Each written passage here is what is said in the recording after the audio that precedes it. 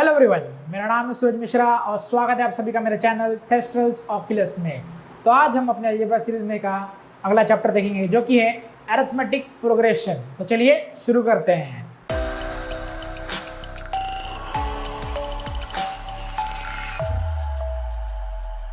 जैसे कि मैंने बोर्ड पे इस चैप्टर का ओवरव्यू देके रखा है, तो हम इस चैप्टर में देखने वाले हैं सीक्वेंस, अरिथमेटिक प्रोग्रेशन किसे कहते हैं, then nth term of an arithmetic progression क्या होता है उसके बारे में देखेंगे, उससे कैलकुलेशन और उसका टर्म को कैसे डिफाइन करते हैं, एंड देन लास्ट में हम देखेंगे sum of n terms of an arithmetic equation और कुछ एग्जांपल जिसके थ्रू हम देखेंगे कि कैसे अरिथमेटिक प्रोग्रेशन आपको सॉल्व करना है, nth टर्म कैसे ढूंढना है, फर्स्ट टर्म कैसे ढूंढना है, कोई स्पेसिफिक टर्म कैसे ढूंढनी है। तो चलिए एक एक करके शुरू करते हैं। तो चलिए अभी हम बात करते हैं सीक्वेंस के बारे में। सीक्वेंस किसे कहा जाता है? जब कभी आप नंबर्स को एक प्रॉपर ऑर्डर में अरेंज करते हैं तो उन्हें क्या कहा जाता है? एक सीक्वेंस। जैसे नेचुरल नंबर्स देख लीजिए 1 2 3 4 5 6 7 8 9, तो उसमें क्या हो जाएगा, आपका हर एक नंबर के बीच में डिफरेंस कितना है? एक पर्टिकुलर नंबर का डिफरेंस है, उस चीज़ को क्या कहा जाता है? सीक्वेंस। तो यही सीक्वेंस हम पैटर्न में भी देख सकते हैं, नंबर्स में भी देख सकते हैं। तो चलिए देखते हैं कैसा होगा। जैसे अभी मैंने एक पहले एग्जांपल लेके रखा हुआ है कि एक बॉक्स में कितना एक है, पहले बीड कितना है 1, फिर क्या हो रहा है, हम उसी एक बीड से वापस 2 बीड से इंक्रीज कर रहे हैं, फिर वापस नेक्स्ट बॉक्स में देखिए वापस हम 2 बीड से इंक्रीज कर रहे हैं, फिर वापस देखिए उस नेक्स्ट बॉक्स में वापस हम प्रीवियस के 2 से हम क्या करते जा रहे हैं? इंक्रीज करते जा रहे थे। ये कैसा हो जा रहा है? पहले बॉक्स में कितना है हमारे पास? 1 बीड, सेकेंड में कितना हो गया हमारे पास? 3 बीड्स, थर्ड में कितना हो गया अपने पास? 5 बीड्स, और लास्ट में कितना है हमारे पास? 7 बीड्स। तो हम देख रहे हैं कि एक सर्टन अमाउंट से ही बीड्स जो है क्या हो रही है? इंक्रीज हो रही है हर बॉक्स में। तो क्या हम अलग अलग पैटर्न में अभी दोनों साइड में मैं एक ही नंबर से बढ़ा रहा था, या क्या हम चेंज भी कर सकते हैं? ऑफकोर्स हम चेंज कर सकते हैं। जैसे समझिए कि अभी मेरे पास यहाँ पे एक बीड, अभी नेक्स्ट में मैं सीक्वेंस चेंज करना चाहता हूँ कि ऊपर जा रहा है 2 बीड्स और साइड में जा रहा है सिर्फ 1 बीड, राइट। फिर नेक्स्ट में मैं क्या कर रहा हूँ, वापस ऊपर जा रहा है उसी में से 2 बीट्स और साइड में क्या जा रहा है? सिर्फ 1 बीट, और फिर वापस चेंज करेंगे तो क्या हो जा रहा है? फिर जा रहा है ऊपर 2 बीट्स जो प्रीवियस था उसके, और आगे क्या जा रहा है? सिर्फ सिंगल बीट। तो क्या हो रहा है कि जो फॉर्मेशन जहाँ पे मैंने लिया था वो मैंने सीक्वेंस क्या कर दिया, इसमें इस पैटर्न में क्या हो गया? चेंज हो गया। वैसे ही हर एक अलग अलग सीक्वेंस के लिए चेंज हो जाए। जैसे आप न्यूमेरिकली सीक्वेंस चेंज कर सकते हैं, जैसे फाइनाइट नंबर ऑफ डिस्टेंस रहे, जैसे आप सबट्रैक्ट करेंगे प्रीवियस नंबर से तो आपको वही डिस्टेंस मिले, वैसे ही आप कर सकते हैं। अगर मल्टीप्लिकेशन रहे, जैसे सेम नंबर ऑफ मल्टीप्लिकेशन रहे, जैसे 2 का टेबल ले लीजिए, तो उसमें क्या हो रहा है? डिफरेंस हर एक केस में कितना आ रहा है? प्रीवियस नंबर केस में से वही आ रहा है। या फिर आप सीक्वेंस चेंज कर सकते हैं ताकि स्क्वायर्स में आ सकता है। तो वैसे आप अलग अलग सीक्वेंस क्या करते हैं? लिए के जा सकते हैं। अब इसी सीक्वेंस में आते हैं टर्म्स कि विच नंबर ऑफ टर्म पे क्या चीज़ है। जैसे अगर हम समझ लीजिए ले लेते हैं कि एक सेट ऑफ इवन नंबर्स, हमारे पास नंबर्स दिए हुए हैं, समझिए हम 2 से नंबर ले रहे थे, 2 4 6 8 10 12 सो ऑन, ठीक है। सो अभी हमारा first term, second term, third term ये क्या है इसके बारे में बताइए। तो जो फर्स्ट टर्म जिसे स्टार्ट हो रहा है उसे क्या कहा जाता है? टर्म। फर्स्ट टर्म क्या है हमारे पास यहाँ पे? T2। तो हमारे पास टर्म क्या आ रही है? First term. तो उसको कैसे डिनोट करेंगे? तो T1 इज इक्वल टू क्या है हमारे पास? 2। अभी उन्होंने समझो हमें कहा कि हमारे पास पता करने के लिए कि फोर्थ टर्म कौन सी है। सो आप बेसिकली काउंट करेंगे 1 2 3 4। तो फोर्थ टर्म कैसी है? अभी आपको पूरा तो वो लोग डेटा दे सकते कभी भी कितनी टर्म कहाँ पे ऐसा प्लेस्ड है करके, राइट। सो सपोज अभी इन्होंने कहा कि मेरे को इस सीक्वेंस का nth टर्म चाहिए, इस सीक्वेंस का क्या मुझे चाहिए? nth term, right. सो अभी हम देखते हैं कि रिलेशन क्या है फर्स्ट टर्म और सेकेंड टर्म के बीच का, रिलेशन क्या है देखते हैं। तो अगर मैं लिखूँ T1 इज इक्वल टू 2 है, T2 क्या है? 4 है, राइट। तो अगर मैं इन दोनों को सब्ट्रैक्ट करूँ तो मुझे क्या मिल रहा है? Common difference 2, right. सो इसी चीज़ को अगर मैं आगे तक देखते जाऊँ तो एक और चीज़ ध्यान में आएगी कि जो आपका फर्स्ट टर्म है वो क्या है आपका, समझिए 2। सेकेंड टर्म क्या है आपका 2 + 2, राइट। थर्ड टर्म क्या है आपका 2 + 2 इंटू, अगर मैं इसको वापस कर दूँ 2, जो आपका कॉमन डिफरेंस है, तो क्या आ रहा है आपको थर्ड टर्म आ रहा है। तो अगर हम इसको सिंप्लीफाई करते हैं क्या पता चल रहा है हमें कि T1 = अगर समझिए A है, T2 क्या है फिर A + 2 × D या फिर A + D। थर्ड क्या है A + 2D। फोर्थ क्या हो जाएगा A + 3D, राइट। सो अगर इसको हम टोटल आगे तक आते देखते जाएंगे तो क्या हो जाएगा, nth टर्म क्या होनी चाहिए अपनी A+, हमेशा हम क्या देख रहे हैं कि जो n आ रहा है उससे n-1 और इंटू क्या आ रहा है आपका difference, so A + n-1 into D। सो आपकी nth टर्म क्या हो जाएगी सीक्वेंस में, Tn = A + n-1 इंटू क्या हो जाएगा आपके पास D।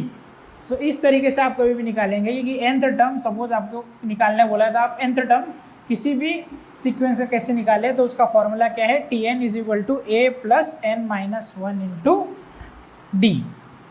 तो हम इसी के ऊपर अभी कुछ एग्जांपल्स देखते हैं और फिर आगे बढ़ते हैं। तो चलिए, अभी जो हमने फॉर्मूला देखा कि n नंबर ऑफ टर्म्स के लिए कैसे कैलकुलेट करना होता है सीक्वेंस के अंदर, उसका यूज़ कैसे कैसे कर सकते हैं, फिर क्वेश्चन किस बेसिस पे आपको पूछ सकता है। तो जैसे कि मैंने यहाँ एक एग्जांपल लिया है कि एक सीक्वेंस है 5, 7, 9, 11, 13। तो उन्होंने क्या कहा है कि फाइंड दी 38th टर्म, ठीक है। तो हमें क्या पता है formula Tn = A + n-1 into D। सो इसके हिसाब से हमारा फर्स्ट टर्म क्या है यहाँ पे 5, राइट। अब उन्होंने कहा क्या है n क्या दे के रखा है उन्होंने, 30th टर्म क्या है अपने पास 30, तो n क्या है हमारे पास 30। अभी एक चीज़ और क्या हमारे पास इन्होंने d क्या होता है डिफरेंस, तो डिफरेंस क्या है यहाँ पे d = क्या आ रहा है हमारे पास 2। सो बस उस फॉर्मूले पुट करेंगे और हमें पता चलेगा कि 30th टर्म क्या है, तो T30 = what A, that is 5 + 30 - 1 क्या होता है आपका पास 29, राइट। और डिफरेंस क्या है आपके पास 2 है कि नहीं। सो 5 प्लस ये हो गया आपका 58 + 5 ये हो गया आपका 63। सो आपका 30th टर्म क्या हो गया 63। वैसे ही एक और सम अगर देख के रखा है, देखिए अब इन्होंने कहा है कि how many 2 digit numbers are divisible by 2। So the last 2 digit number that can be divisible by 2 वो क्या हो सकता है, क्या 99 हो सकता है, डिवाइड करेंगे तो हो सकता है, पर उसमें क्या होगा पॉइंट वाला फैक्टर आएगा। तो लास्ट जो फुल्ली डिविजिबल नंबर है, जो डिविजिबल बाय 2 है, वो क्या है अपने पास 98, राइट। सो अभी 98 कौन सा नंबर है, the last number that can be divisible by 2, मतलब ये क्या कौन सा नंबर है, दी nth टर्म, राइट। सो हमें क्या पता चल गया इस सम से, जो क्वेश्चन दिया है हमें पूछा गया है, तो क्या पता चल गया कि हमें Tn क्या है हमारे पास 98, राइट। सो अभी उन्होंने क्या पता पूछा उसमें से हाउ मेनी, मतलब अभी हमें ये पता चल गया कि nth टर्म क्या है, पर ये nth टर्म कितनी है ये ढूंढना है। तो Tn = what A + n-1 into क्या D, सही। अभी Tn क्या है हमारे पास 98। तो अभी हमारे पास ये भी पता है कि फर्स्ट डिजिट नंबर क्या हो सकता है डिविजिबल बाय 2, ये हमें पता है कि नहीं। सो हमारे पास A क्या होगा 10, right, which is equal to 10 + n-1 into D। Now the numbers are divisible by whom 2, so the common difference between the two numbers should be 2। so 10 + n-1 into what 2 which is equal to 10 plus 2n minus 2 which is equal to 8 plus 2n which is equal to 98 is equal to क्या आ रहा है आपका 8 plus 2n। सो ये क्या हो जाएगा 90 divide by 2 is equal to n। तो therefore आपका number of terms that are divisible the two digit numbers that are divisible by 2 कितने हो गए आपके पास 45। ठीक है। सो अब हम बात करते हैं अरिथमेटिक प्रोग्रेशन के बारे में। ठीक है। अरिथमेटिक प्रोग्रेशन में आपका क्या होने वाला है the d for any sequence should be the difference between the numbers that is given in the sequence. वो उससे ज़्यादा डिविजिबल के फॉर्म में नहीं हो सकता। जैसे समझिए कि आप 2 इंटू 3 कर रहे हैं 6, बाद में 6 इंटू 3 कर रहे हैं 18।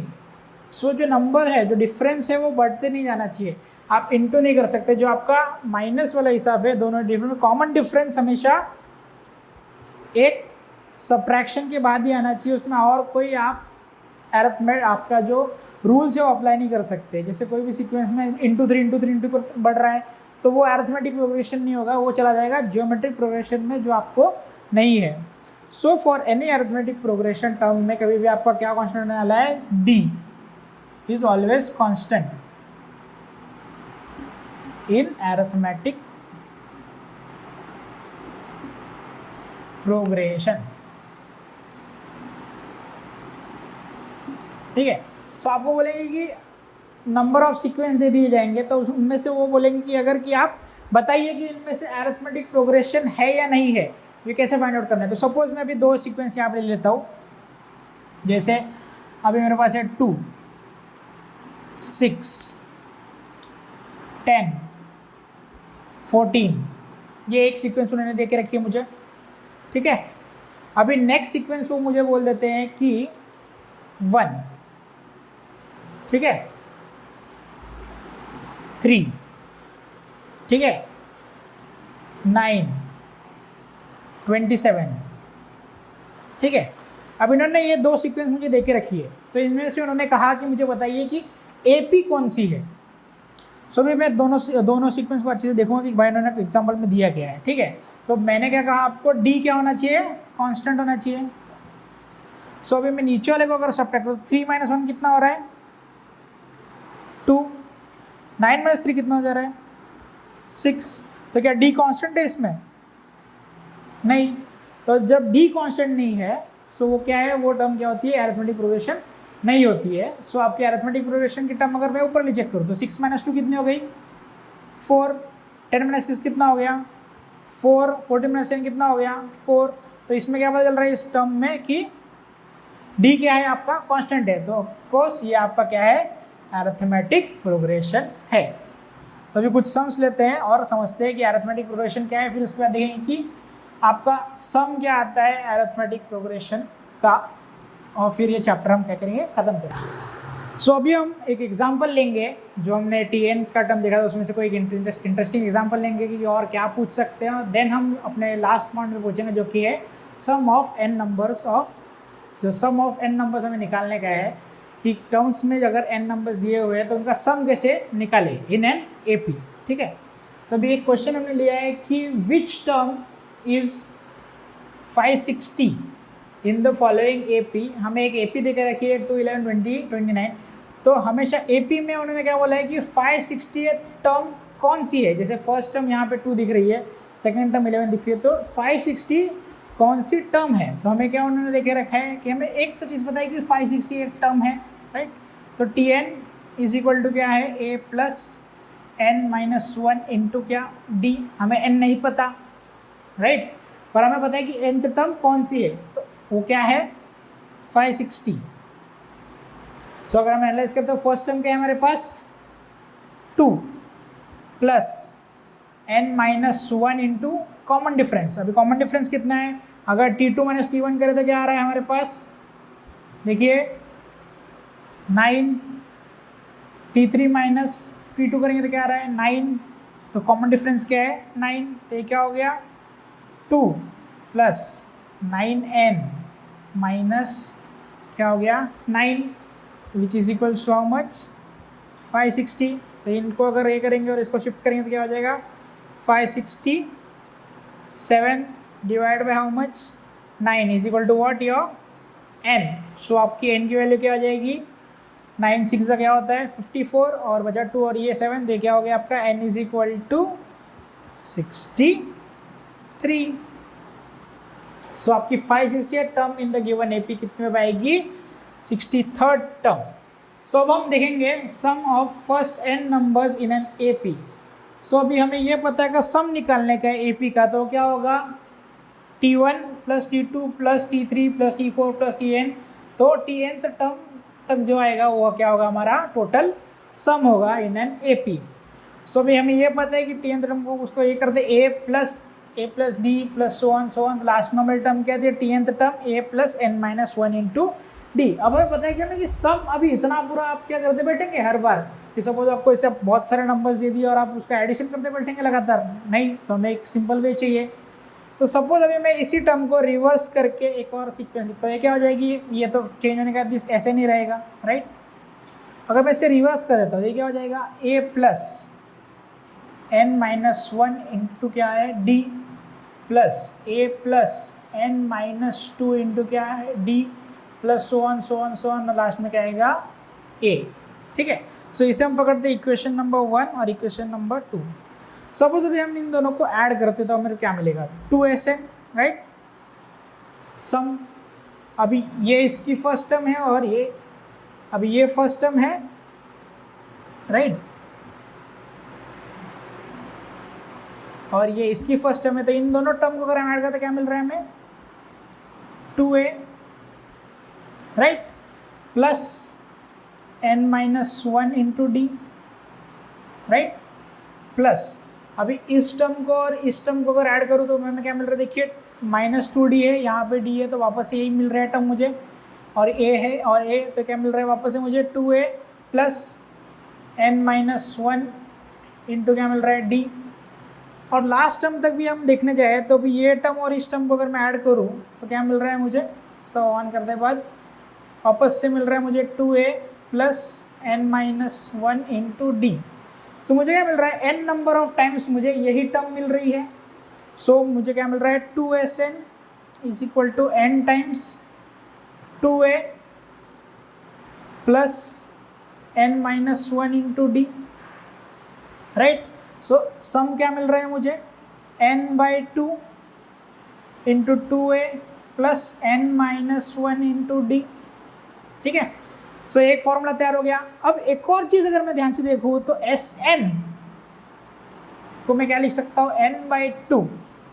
अभी 2a है, राइट, सो हम इसे कैसे लिख सकते हैं a प्लस a, राइट, और plus n minus 1 into D.